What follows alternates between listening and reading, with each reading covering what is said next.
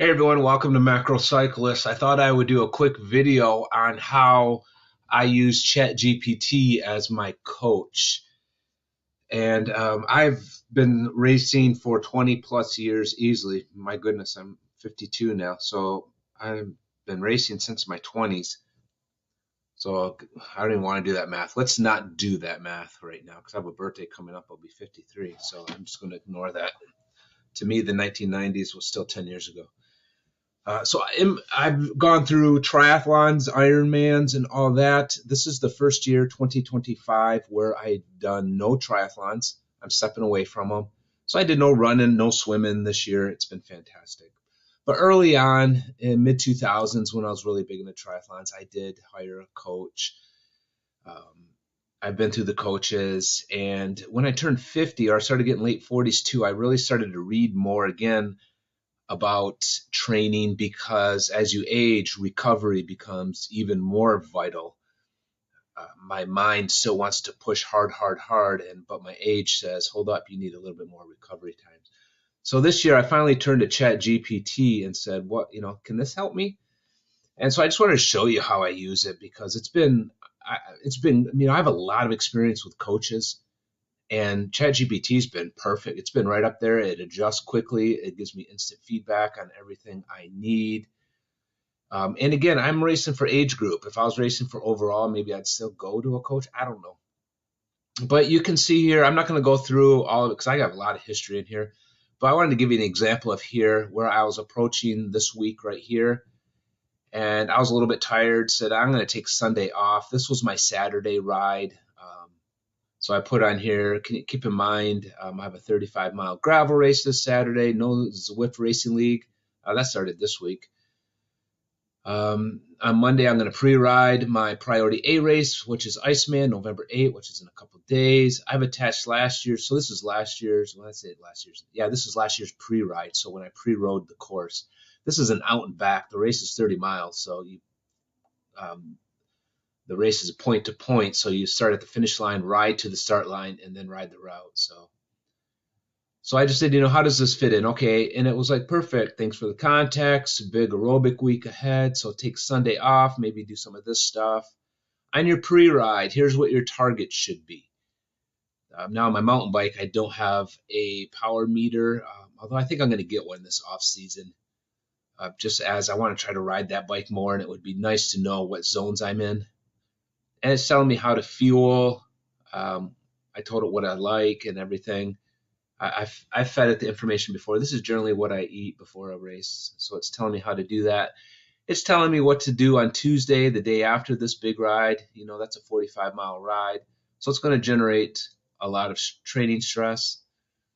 And then Thursday, I have my group ride with my local bike shop. It becomes a very spirited group ride.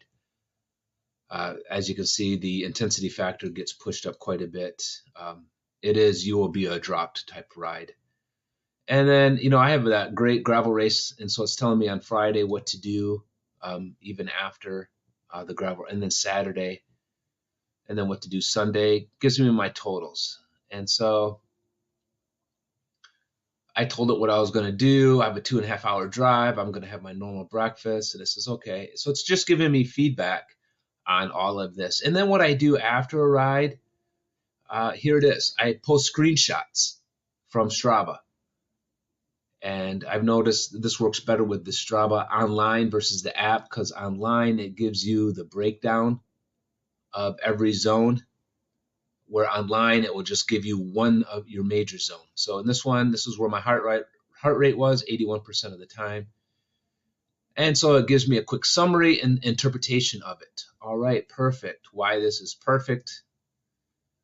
And then it says, it'll come down here, do you want me to adjust the rest of the week now that I have the actual data? Update Monday's long ride. It generated 153. Please make note. Okay. Maybe the data here didn't say it that I uploaded.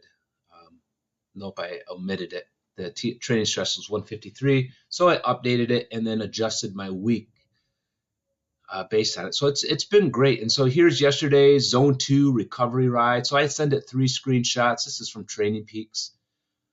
It was a 43-minute ride. I did 15 minutes. Okay, perfect. I kept my heart rate in the recovery zone, and then that was my power meter on my Zwift. I do have power meter, and then here's my heart rate, and so it interprets that. Excellent, execute. You know how ChatGPT is; it always has to stroke your ego. Could do without that stuff, but whatever. Zone distribution, and now here's an interpretation. Okay, great. This is what you did, where your cadence was. Excellent recovery. Your legs should feel refreshed. And then I just asked it, can you give me an update on what Tuesday was? And that was probably because I was too lazy to scroll all the way back up. And it tells me this is what it should look like. And also what I did too with my Iceman, I uploaded my Iceman mountain bike race route from 2024 and said I took second in my age group. This is what all the elevation profile looked like. This is what my time looked like. Here's all my heart rates at different points on the course. It created a workout plan that I could put into Zwift or TrainingPeaks and said, okay, here's a 1 hour workout that mimics the course. Here's a 1 hour and 30 minutes, since the race was about 100-minute 50. Here's a 90-minute workout that mimics the course as well. And I thought that was great. And then here's the weekly training for the following week. And so I said, here's today's workout. Did I hit my goals? Did I overdo it? You were right on target. So I'm just uploading screenshots. And it's telling me you didn't overdo it. I was a little bit worried. There's a ride coming up here where here's what the gravel race looked like. I took third in my age group. I felt great. It was freezing at the start. Gosh, it was so cold. I followed my nutrition plan, no cramps. I set 17 PRs. Now, to be fair with this, I haven't done this gravel race since 2019, and I was 40 pounds heavier. So I was really excited to do this race. All my other races I have done since I've lost the weight, but I haven't done this one. So obviously, it was just PR galore everywhere. When you're 40 pounds lighter and your power goes up by 10%, you're destroying everything. And I did. The race was less intense than previous races. Our group was like, nobody seems to want to work, even though my heart rate was pretty high. You see it right there, 14% was up there. So excellent performance. Your data is confirmed at what it felt like versus what it was. So it gave me a nice interpretation. I really did like that. Big takeaway, strong aerobic system. And then I did a ride a little bit where I just overcooked it. I want to find this and see what here I told it, here's Tuesday's race. I just did a quick race on Zwift. It doesn't include an 18-minute 5-mile warm-up. And so I'm just doing screenshots. Here's Thursday night group ride. Excellent tune-up. I used my mountain bike on this, so I got dropped, and I think I told it that. I just said it has no power meeting. I thought somewhere I said, hey, I got dropped fast. I was trying to, my chain ring is too small.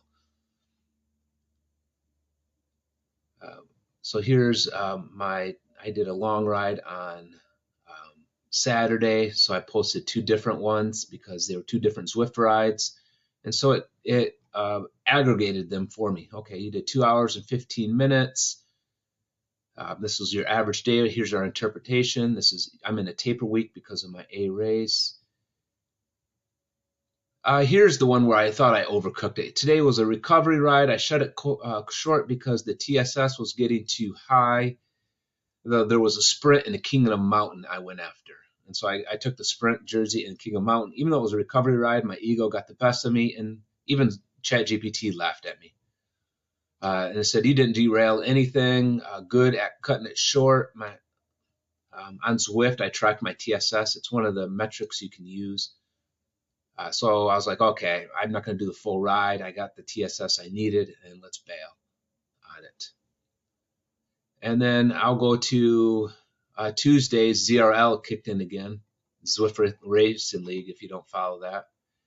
So this is yesterday's Zwift Racing League. It does not include a 35-minute 10-mile warm-up that generated 9 TS. And I said this race felt really hard. It felt like my heart rate was elevated given my power output, and it was just a struggle to hang on. I had a hell of a time hanging on. My heart rate would not settle. And if you look at my heart rate categories, I'm at Z4 almost half the race.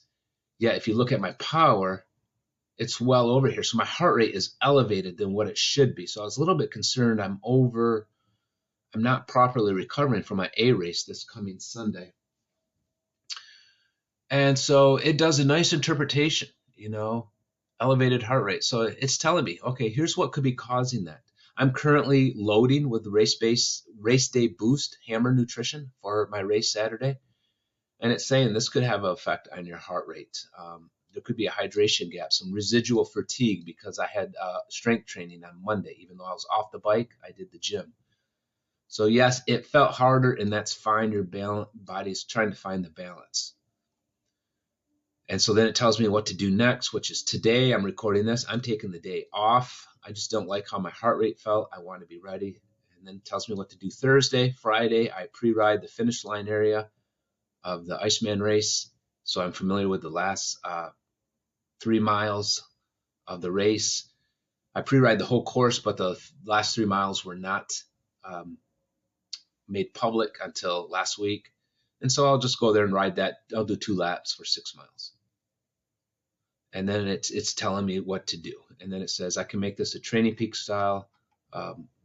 But, if you are just looking for feedback or whatnot, I'd highly encourage it. I absolutely love it. I'm always asking it for feedback on my training. You can't just drop a Strava link in there. It can't open it. You have to have an account. So you have to do screenshots. Maybe some other non-sites work. I just use Strava. It's easy. I'm going to drop TrainingPeaks. Not being a triathlete anymore, I don't need that level of involvement. Strava is just fine for me.